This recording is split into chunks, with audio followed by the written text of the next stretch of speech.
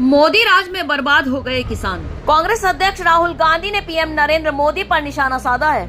राहुल गांधी ने कहा कि वायुसेना को राफेल में लूटने के बाद अब नरेंद्र मोदी सरकार फसल बीमा के नाम पर किसानों को लूट रही है। नरेंद्र मोदी जी एक नई योजना लाए थे।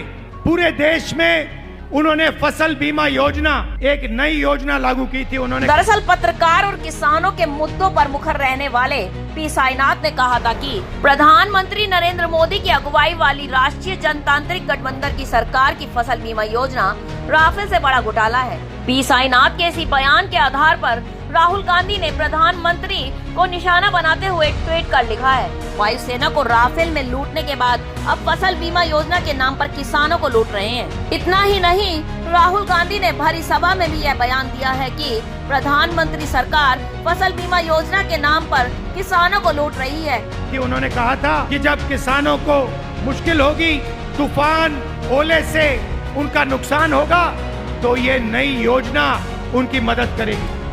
और उन्होंने क्या किया?